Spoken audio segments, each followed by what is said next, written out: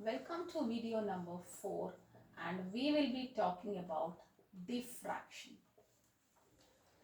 Alright, so what is diffraction? I tell you, it's a very beautiful concept. Okay, so diffraction was first observed by an Italian physicist by the name Grimaldi.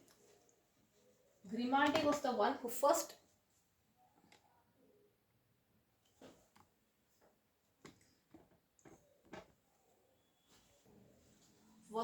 observed by Grimaldi.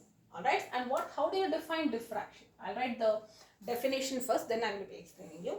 The phenomenon of bending of light. So the process where there is bending of light when around the edges of an obstacle. Okay, around the edges of an obstacle or a narrow slit. If you have a narrow slit also, there can be bending or spreading. We say there is spreading, okay, more appropriate, but bending is also fine. Alright, so the bending of light around edges of an obstacle or a narrow slit, whose dimensions, the dimension of the obstacle or the slit, okay, so whose dimensions are comparable to the wavelength of the light, because of which there is an encroachment in the region of geometrical shadow.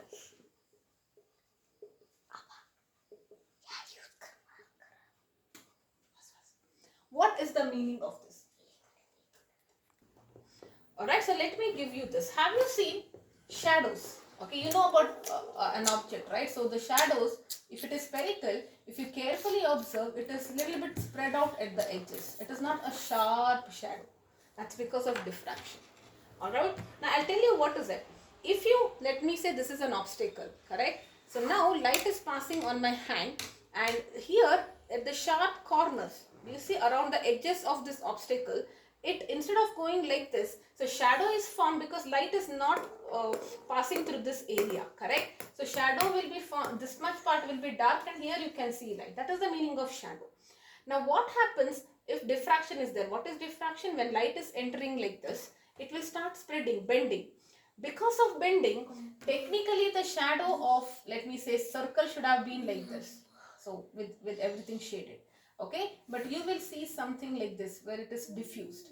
That means there is encroachment in the region of geometrical shadow.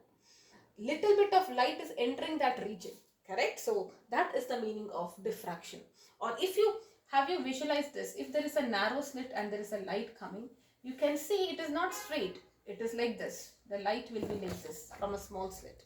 Or the best example I'll tell you, there is a wall here, okay, and this is the door of a house, and let us say there is a person who is here, okay, and even if you are standing here, you cannot see the person, but you can still hear his voice, right? Why? Because sound waves were traveling from here and they start getting spread out because the door acts like a narrow slit, right? So whenever there is a narrow slit, if you have any kind of waves, not just your light or transverse or longitudinal, any waves, this is applicable for any waves. So even sound waves, the moment they see this narrow passage, they enter and then they spread out. Okay.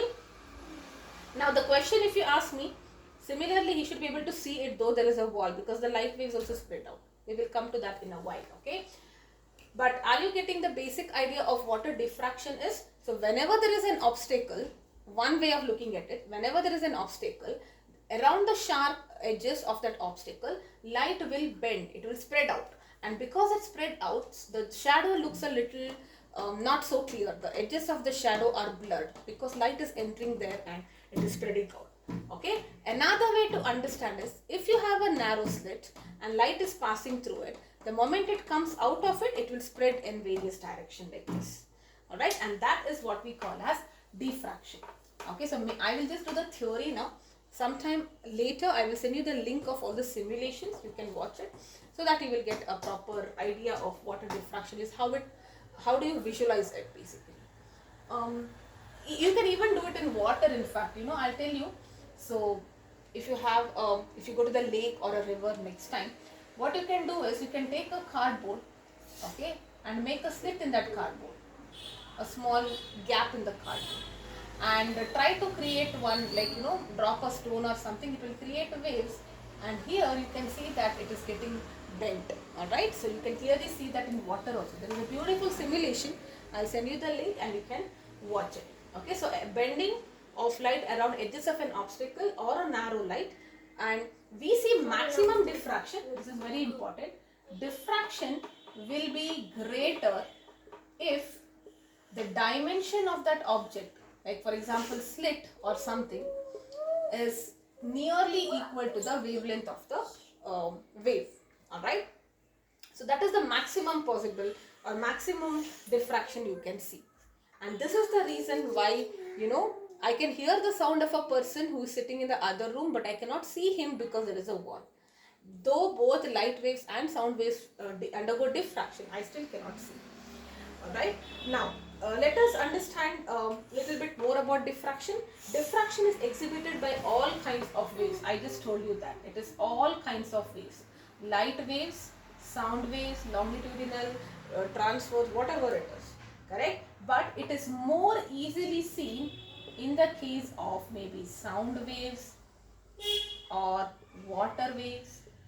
And the reason is because the size of this waves is nearly equal to the size of the obstacle. Now if you talk about a door, okay, now let us say door width is generally in terms of few centimeters, maybe width of the door or window or whatever you say, or maybe in terms of meters or centimeters. Correct? The wavelength of sound wave is also in the same range. But how about for light waves?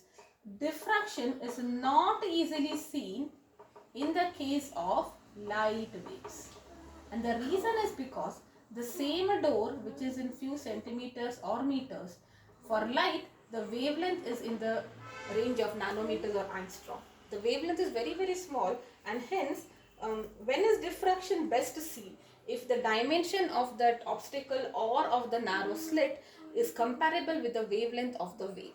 In case of sound waves, they are comparable. In case of water waves, they are comparable.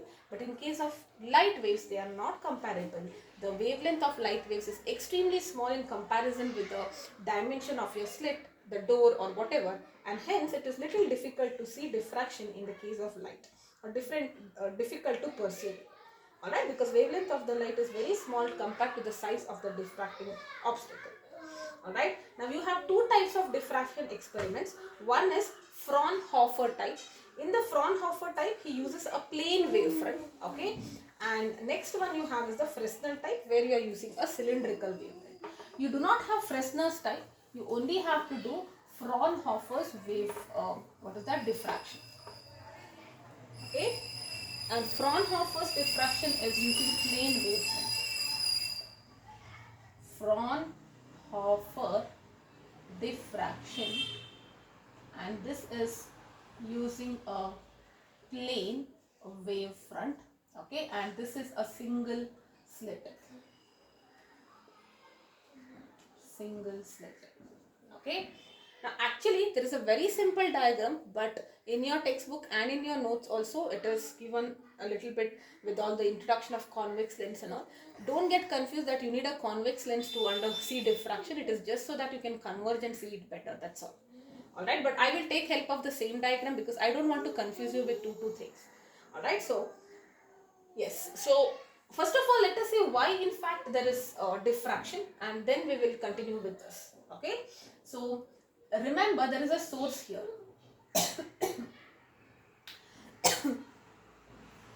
Let us say this source is giving me plane wavefronts.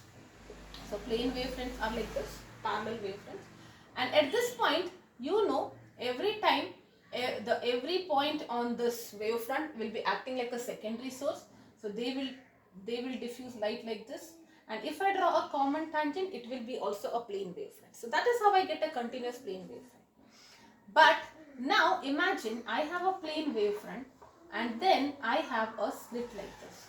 Alright, so here and all it is obstacle, right? Only in this much portion I will have many secondary sources, and they will start producing light, and that's why it will be having a curve, because these regions are not they are not acting like a secondary source because it's an obstacle. Light will come like this, the wavefronts will come only this much region, the width of the slit. You can imagine many secondary sources like this, correct? You can imagine many secondary sources, infinite secondary sources, and each of them will start spreading light in different directions. And if you see, it is getting widened like this, right? So you see that it is spreading out, right? So that is the theory for why diffraction is happening in the first place. And now you might be thinking this is very similar to interference. That's also correct, okay? There is a very fine line. I mean, you cannot study both of them independently as such. Now, the only difference in the case of Young's double slit was you had two slits. And when light came, these two points, they acted as a coherent sources, and that gives rise to a wave pattern where you can see alternate double and a dark and bright spot, with the central bright spot equally spaced and all that. Okay, now here you are going to use a single slit. Okay, that's what the experiment is. If you're using a double slit, it is interference. Single slit is like diffraction. But what is the difference? I will tell you. You can consider it to be a Young's experiment of double slit but with multiple slits. You know why? I'll tell you. See, here the slit is a little wide. It is not like a small hole here. Okay, and in this wider gap you can see that you will have infinite small slits like this. And what are those small gaps? They are nothing but the sources, correct? So imagine there is one source. I'm just drawing the source to be a little bigger. Now don't you see this as the slit here, correct? So in this entire region, if the single slit is bigger, you can perceive it as many multiple smaller slits, which is used in Young's experiment. Okay, now this is a little detail, but yes, let us now start with the diagram that is given in your textbook. So this is your source S. Okay, let us say the source is kept at the focus of a convex lens, and what happens, the light will emerge from here. This is your convex lens L1. Okay, and the refracted rays will be now parallel, and this parallel beam of light is made to incident on a slit. Alright, so this slit width, let us say it is A. So this is your big slit. The parallel beam which is coming, this lens is only used to get a parallel beam, that's all. Okay, so it is made to incident on a slit which is whose width is A. Now this will act like a secondary source and it will produce a diffraction. We have seen this, correct? Now if you want to, diffraction means it will be spread out. Now if you want to make it converge at one point so that you can analyze it, you can use another convex lens L2. Okay, so what is ultimately going to happen?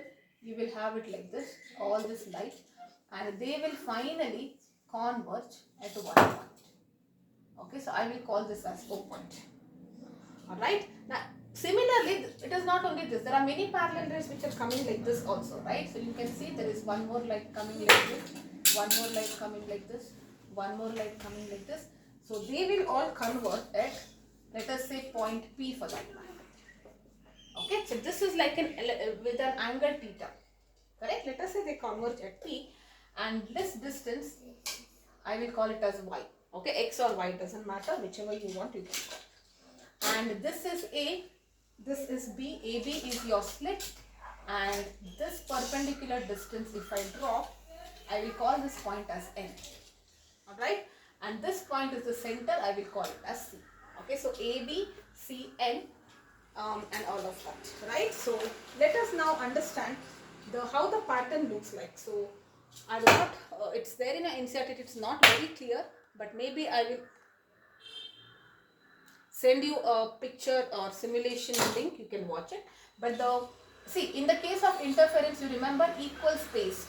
Okay, our center is bright, this is center bright and equally spaced. Here at the center you have a thick which is very bright, brightest center. Okay, and then you see a dark, and then again you see a dark. This is for interference, this is for diffraction. Okay, and the next, this is not this much thick, it is little less thick and it is less bright also. Okay, so the center portion is very bright and it is very thick.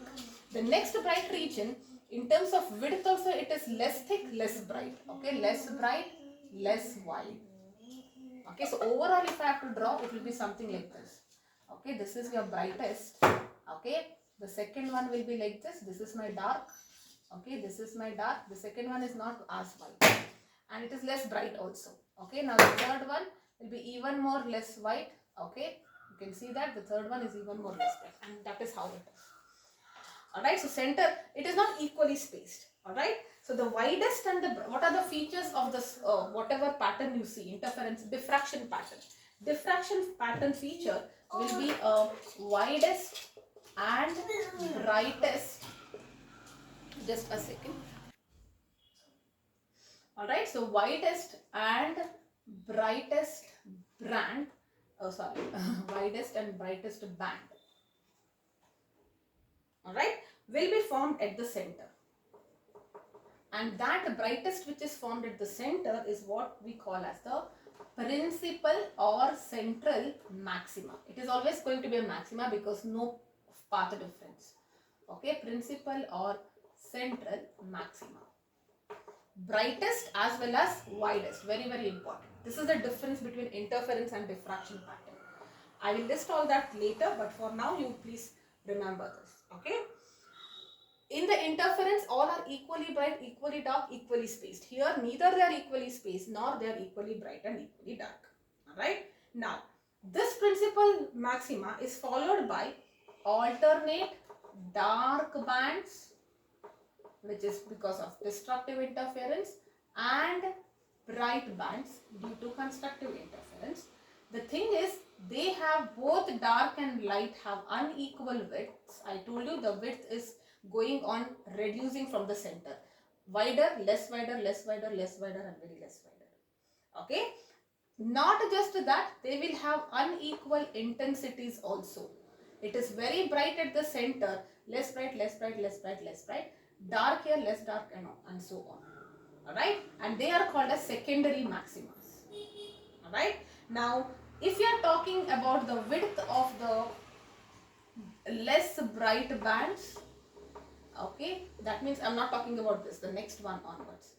Okay, they will be decreasing. The width is decreasing and also the intensity. Whereas if you talk about the width of the dark bands, alright, they will increase from one band to next. Okay, you see the dark patches, the width is increasing. The bright patches, the width is decreasing. It increases from one band to the next. Alright, now if you are going away from the central band, the bright bands are becoming lesser and lesser bright. Right, it is becoming lesser and lesser bright as you go away from the center like this. This is the brightest, less bright, less bright, less bright, less bright, less bright, less bright. And eventually you cannot differentiate. After a certain time, you cannot differentiate between dark and light because it is not equally bright. Correct? Imagine a very dark red color. Okay? Little less bright, dull, dull, dull, dull. And finally it is like, you can't even differentiate. Correct? So that is the difference. So widest and brightest band at the center, which is called as the principal maxima. You have alternate dark and bright bands on either sides of this principal or central maxima. The width are unequal. The intensities are also unequal. For the less bright bands, the width is going on reducing, whereas for the dark bands, the width is going on increasing. And eventually a time comes over a period of time when you cannot distinguish between bright and the dark band. Okay, now let us try to, now what will be the wave pattern? This is very interesting. Okay, so if I, this will be the intensity. If I draw intensity versus distance from the center. This is distance from the center. Okay, this distance. So at the center, you will have a maximum bright, correct? And it will be like this. Okay, do you see this? This will be the pattern. So this is the principal maxima. This is your first minimum. Second maxima. Secondary you can say, we call it as first secondary maxima or second maxima. Alright, and so on. This is how the pattern looks like. Alright, so I hope you can understand why it is like this, because the intensity is reducing. So let us now try to understand. Okay, analysis of single slit diffraction pattern. First one is, let us talk about the central maxima or the principal maxima. Alright. Now, see, what will be the path difference? If you focus on this A and B, A is traveling a less path, B is traveling a greater path. So the path difference is given by this. Alright, so in general, path difference was delta x, that is given by Bn. Okay, so it is like this. This was like this is like this. If you drop a perpendicular, they both are almost same. This is the extra path, right? So this is Bn. Alright. Now, see, if this is theta, this will also be theta. Okay, simple geometry. This is also going to be theta. Let's not get into it for now. Now, if you consider in triangle ABN, you know this is right angle and path difference is Bn. So what will be sine theta? Sine theta will be Bn divided by AB. Correct? So Bn will be, Bn is what is my path difference, right? So Bn will be, what is AB? AB is nothing but A. So you will get this as A sin theta. Please remember this. This is the path difference, A into sin theta. What is this theta? Theta is the angle which the point is making at this. We also call it as the angular width. Alright. So this is what is there for the central maximum. Now let us talk about the condition for the nth secondary maximum. See, what is nth secondary? Don't get confused. This is the dark and this is the dark. This is the center. This is what we call as the first secondary maximum. And this is what we call as the first secondary minimum. Okay, because this is the only primary or principal. All others are secondary. Correct? So this is the first secondary minimum and this is the first secondary maximum. This we don't have anything. This is just the principal ones. Okay, whichever comes after that, first secondary minimum, secondary maximum, second secondary minimum, second secondary maximum. Now for nth, see, what is the condition for maxima? Remember, interference is nothing but n lambda, correct? And minimum, okay, let me write it. So the path difference here is going to be, see, for a maximum, what is the path difference in interference? Maximum is constructive. Constructive, do you remember it as n lambda? And for destructive, it was 2n plus 1 or odd lambda by 2, right? This was odd lambda by 2. I hope this is fine. Now this will be the condition. This was actually the condition for interference, destructive interference or minimum. But in diffraction they swipe. Maxima will be the condition for this. I may just write this. You know A sin theta. This is path difference is A sin theta will be 2n plus 1 lambda by 2 or odd lambda by 2. So what will be your n value? N value will be from 1, 2, 3 and so on. Okay. So I hope this part is very, very clear. So this is the condition for the first minimum. Alright. Oh sorry, maximum. See, don't even put a minus here. Be very careful. That's why remember it as odd, it becomes easier. Okay, now it's left to you. The reason if you put n as 0 here, it becomes lambda by 2 and it is this and it is not this. We are not talking about this. We are talking about this here. Correct? So, just keep this in mind. Odd will be easier. If you say odd lambda by 2, this will be lambda by 2. Okay, we are talking about maximum here. This will be lambda by 2, 3 lambda by 2, 5 lambda by 2 and so on. Now, whichever it is, it's still okay. When you put 1, it will be 2 into 1, 2, 3 lambda by 2. Same thing you are getting here also. Alright, so don't worry about it. This will be the condition. Now, let us write the condition for the nth minimum. Okay, nth minimum. What is the condition for that? See, the condition for nth minimum will be the whatever condition was for interference for maximum. What was the condition? N lambda. So what is this? This is equal to n lambda. That's all. We just swap.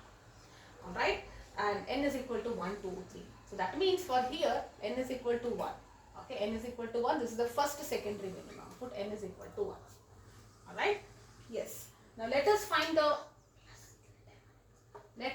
the width of the central maximum. How do you find the width of this? Width. Width means how wide it is. That is what. So remember, do you remember this was the center, right? This was the center, this is point O. So basically, if I just find this coordinate, if I just try to find this coordinate and double it, I will get the width, correct? So I'm only interested to find this coordinate, right? So, and what is this? This is corresponding to the first secondary minimum, right? So I just have to find this coordinate. And how do you find this? Let us make some approximations, alright? So look at that. If you look into triangle ACO, okay, this triangle ACO, sorry, not ACO, CPO, yeah, triangle CPO, which is this triangle, this is CPO, okay. Now what will be tan theta here? So tan theta will be y by d, right? Y by d, that is what I get. And in triangle ABN, which we had already discussed, sin theta will be equal to delta by A. We had discussed this. This is the path difference opposite by A. Now theta is generally very, very small. So that means tan theta will be closer to sin theta, will be closer to theta, which means that I can approximate these two. Correct? And what will be the value of y? This will be the value of y. It is the same thing. Here it is A, there it is B. Correct? Now, if you want, I want the position of the first secondary minimum. So what will be the condition for nth minimum? We just now did. It is the condition for the maximum in the interference. So what is it? N lambda d by A. Correct? And first means n is equal to 1. So if you put n is equal to 1, it will be lambda d by A. So that means this coordinate is lambda d by A. So what will be the width of the central maxima? Central maxima's width will be 2 lambda d by A. Very, very important. 2 lambda d by A. This will be the width of the secondary maxima. Central maxima. I hope you are getting this. Width is total. This much we got by finding out this coordinate. Okay, this coordinate is for the first minimum. So first minimum means I put it n is equal to 1 lambda d by A plus lambda d by A. So that's how we are getting it as 2 lambda d by A. Now there is also something called as angular width. Okay, this is the width. 2 lambda d by A is the width of the principal maxima. There is also angular width of the principal maximum. What is the meaning of angular width? How much angle this is making at the center. So if I join this to this point, okay, what is this angle theta? That is what it is. Alright. Now you know again for the nth minimum, you knew A sin theta is equal to n lambda, and theta is very, very small. So you can write it as A theta is n lambda. For the first minimum, A theta will be lambda. So what will be theta? Lambda by A. So now please visualize this. Okay, let me draw it. This is your central maxima and this is the midpoint. This was theta. I got theta, but angle means how much this entire thing is making here. That means it should be 2 theta. So therefore angular width of central maxima will be 2 theta, which is 2 lambda by A. Very, very important. Okay. What is angular width? The entire central fringe, what angle it is making at this point. So I just calculated theta and I have doubled it. That's all. Very, very simple. Alright. Now this is also important. Width of central maximum is super important. What is width of central maximum? Central maximum width is given by 2 lambda d by A. It depends on the wavelength, it depends on the distance between the screen and the slit, it depends on the width of the slit. Okay, and you know how they are related. Alright, now what will be the basic difference between interference and diffraction? Alright, so in terms of pattern, they are equally spaced and equally bright. Neither equally spaced. Central is very bright and very thick, and then it goes on reducing. That is the main thing. Correct? And there are other things also, like for superposition or interference, you need finite waves. Here you do not need finite waves. Infinite waves actually come and they undergo diffraction. Alright, so let us take up one question. So a convex lens of focal length is equal to 20 centimeter forms a single slit diffraction pattern. Okay, so there is a single slit diffraction pattern, okay, of width. The slit width is going to be 0.1 millimeter. Okay, find the distance. You have to find the distance of the first dark band from the central maximum. Wavelength of the light used is 400 nanometer. Alright, so basically what it tells you, let us see. Okay, now you have a screen. The width here is 0.1 millimeter. Okay, now this is the center O, and let us say this much is going to be the central maximum. Alright, now you have to find the distance of the first dark. That means you have to find this coordinate. What is this coordinate? Correct? Now let us say for the first dark band, in general for the dark band, what is the condition? A sine theta is equal to n lambda, or A sine theta is equal to lambda, n is equal to 1 there, right? So what will be your sine theta now? Isn't sine theta lambda by A here? Right? So I can write lambda, which is 400 into 10 power minus 9 by 0.1 into 10 power minus 3, which is 0.004. Okay.